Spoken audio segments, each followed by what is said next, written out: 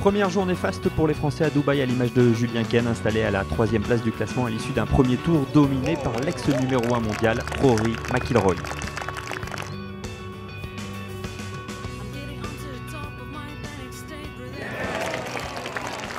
Pendant 17 trous, Julien Ken a menacé la place de leader du Nord-Irlandais. Le Français était même en tête à mi-parcours après avoir bouclé les 9 derniers trous du parcours du Majlis, 7 coups sur le par, avec notamment 7 eagles au 17 signé d'un coup de wedge d'un peu moins de 100 mètres.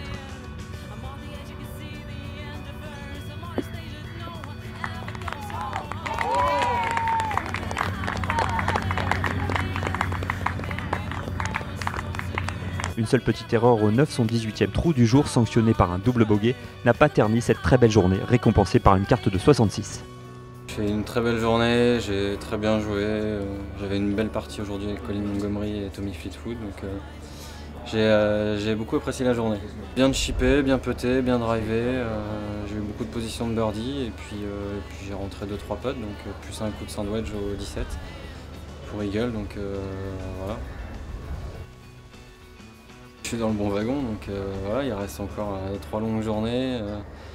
Peut tout se passer. Pour le moment, je suis bien. Voilà, je vais essayer de continuer à bien jouer et de garder le sourire. Et puis on verra ce que ça donne dimanche soir.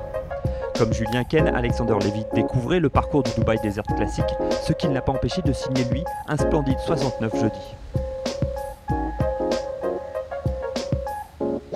J'adore ce genre de parcours où il faut plutôt frapper fort la balle, mettre droit, mais il faut plutôt frapper fort pour carrer un peu tous les doglegs. Donc c'est un parcours où je suis un peu avantagé et j'ai réussi à prendre cet avantage aujourd'hui et en plus avec un bon putting, donc j'ai eu pas mal de bonnes opportunités. Comme il en a pris l'habitude depuis le début de la saison, Romain Wattel a pris un bon départ, même si, comme il le reconnaît, son score de -4 est plutôt flatteur au regard de sa prestation. J'ai réussi à bien scorer en fait, comparé aux sensations que j'avais ce matin. C'est vrai que je me sentais pas très bien, j'ai pas très bien tapé la balle aujourd'hui et j'ai quand même réussi à faire un bon score. Donc voilà, c'est sur ça qu'il faut que je rebondisse tout en continuant en jouant un peu mieux que ça. Avec une carte de 70, Grégory Avray aussi entre satisfaction et regret. Après une excellente entame de parcours, le Rochelet a pêché sur ses mises en jeu sur les 9 trous de l'allée. Une première journée qui s'est grosso modo passée en 2 parties, puisqu'une première très bonne avec un très bon retour en -5, donc 31.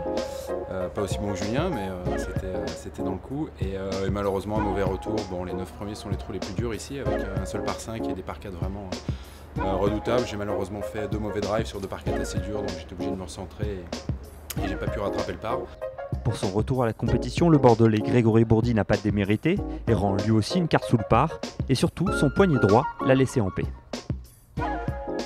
Je me suis plutôt senti bien. J'ai tout de suite eu de bonnes sensations. J'ai été sous le par assez vite, donc voilà, j'étais plutôt confiant, plutôt bien dans mon jeu. Voilà, j'ai quelques petites sensations désagréables par moment, mais j'essaye de faire abstraction le plus possible. Et puis, en tout cas, voilà, ça me gêne pas trop pour taper, donc c'est plutôt positif tout ça. Une bonne entame, d'autant plus qu'il a partagé la partie de Fred Couples, le vainqueur du Masters 1992. Ça fait partie des légendes du golf. Quand j'ai vu mon tirage, voilà, j'étais plus que content. C'est génial de pouvoir faire des parties avec des joueurs comme ça. Ça arrive pas tous les jours. On va dire qu'il est plus ou moins sur sa fin de carrière, donc j'aurais pas beaucoup de chance de rejouer avec lui dans le futur. L'après-midi, dans des conditions plus délicates, retenons la belle performance de Jacquelin, solide dans tous les compartiments du jeu. L'élève d'Alain Alberti confirme ses bonnes prédispositions avec un score de 69. Au total, 6 de nos représentants ont joué sous le par jeudi. Stahl, Ryu et Calmels sont un ton en dessous, tout comme Thomas Levé, qui n'a toujours pas trouvé la solution à ses problèmes de driving.